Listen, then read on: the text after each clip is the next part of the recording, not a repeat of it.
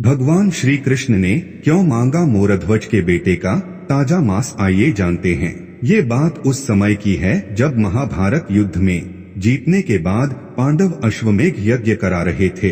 यज्ञ के अनुसार उन्होंने एक घोड़े को स्वतंत्र छोड़ दिया, जिसके बाद कई राज्यों से होता हुआ वो घोड़ा जब कोसल राज्य पहुंचा तो उसे वहां के राजा मोरध्वज ने पकड़ लिया। जब यह बात अर्जुन को पता चली तो वो गुस्से से लाल हो गया। गुस्से में अर्जुन राजा मोरध्वज से युद्ध करने की बात कहने लगा। तभी यज्ञ में मौजूद कृष्ण ने अर्जुन का गुस्सा शांत कराते हुए उससे कहा, अर्जुन, मोरध्वज मेरा बहुत बड़ा भक्त है, उसे युद्ध में हराना आसान नहीं। एक तो वो युधिष्ठिर की तरह धर्मपालक है, तो वहीं दूसरी ओर उसमें भीम के समान बल है। इतना ही नहीं, तुम्हारी तरह उसे भी धनुष विद्या आती है, जिससे उसे हराया नहीं जा सकता। कृष्ण से मोरध्वज की इतनी तारीफें सुनकर अर्जुन चौंक गए। थोड़ी देर तो वो चुप रहे, लेकिन फिर उन्होंने कृष्ण से कहा, आप कह रहे हैं तो मैं मान ले रहा हूँ, लेकिन मुझे अभी भी विश्वास नहीं हो रहा कि कोई मेरे भाई युधिष्ठिर के समान दानी और धर्मज्ञाता है। इसलिए मैं चाहता हूँ कि मैं राजा मोरध्वज से खुद मिलूं। अर्जुन की ये बातें सुनकर कृष्ण पहले तो मुस्कुराए, लेकिन फिर उन्होंने कहा, ठीक है, मैं तुम्हें राजा मोरध्वज से खुद मिलवाऊंगा, लेकिन इसके लिए मैं जैसा बोलूं तुम्हें वैसा ही करना होगा। कृष्ण की ये बातें अर्जुन ने तुरंत मान ली। इसके बाद कृष्ण ने अपनी शक्तियों से अर्जुन को शेर और खुद को एक ब्राह्मण बना दिया। फिर दोनों कौशल नरेश मोरध्वज से मिलने निकल लिए। जैसे ही ब्राह्मण राजा के दरबार पहुँचे, राजा की खुशी की सीमा न रही। मोरध्वज तुरंत उस ब्राह्मण के स्वागत के लिए हाथ जोड़कर खड़े हो गए। इसके बाद ब्राह्मण के रूप में आए कृष्ण ने राजा से कहा, राजन, मेरा ये शेर बहुत दिनों से काफी भूखा है, इसलिए मैं चाहता हूँ कि आप जल्दी से जल्दी इसके लिए भोजन का इंतजाम कर दें। मोरध्वज ने कहा, आपकी जैसी आज्ञा ब्राह्मण देव, मैं अभी इसके लिए भेड़ बकरी के मांस की व्यवस्था करता हूँ। इस बात पर ब्राह्मण गुस्सा गए। उन्होंने मोरध्वज से कहा, तुम क्या इसे कोई आम शेर समझ रहे हो? ये मेरा बेहद ही खास शेर है और ये किसी भेड़ बकरियों का मांस नहीं खाता, ये सिर्फ इंसान के दाहिने हिस्से का मांस ही खाता है। इसलिए जितना जल्दी हो सके उसके लिए किसी इंसान के दाहिने हिस्से का मांस लेकर आओ।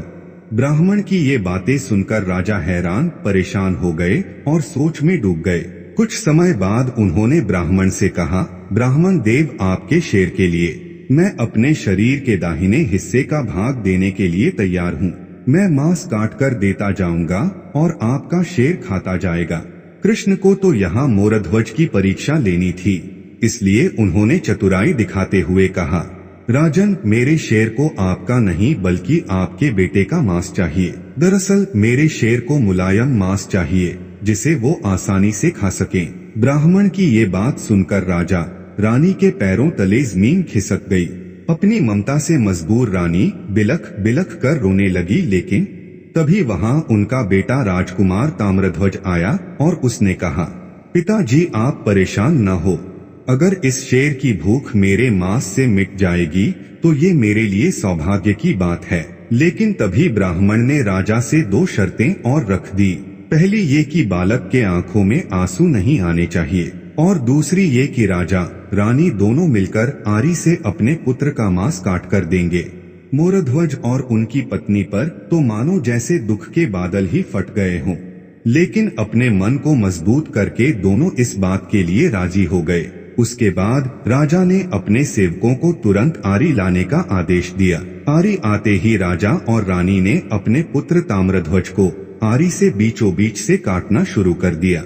तभी ब्राह्मण ने देखा कि राजकुमार की बाएं आंख से आंसू बह रहे हैं। इससे ब्राह्मण नाराज हो गए और कहने लगे, मेरा शेर रोते हुए राजकुमार का मांस नहीं खा सकता, ये तो मेरी कही बात का अपमान करना है।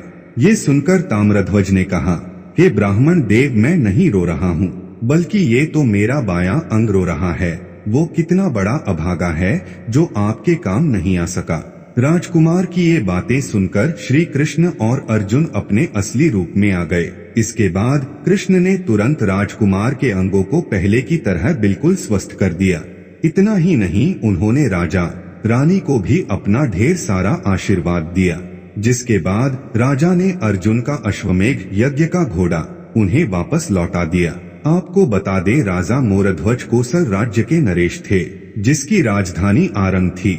माना जाता है कि इसका नाम आरंग इसीलिए पड़ा क्योंकि राजा ने अपने बेटे को आरी से काटा था। दोस्तों, आपको ये जानकारी कैसी लगी हमें कमेंट करके जरूर बताएं। अगर वीडियो अच्छा लगा हो तो चैनल को सब्सक्राइब करें और वीडियो को लाइक करें। धन्यवाद।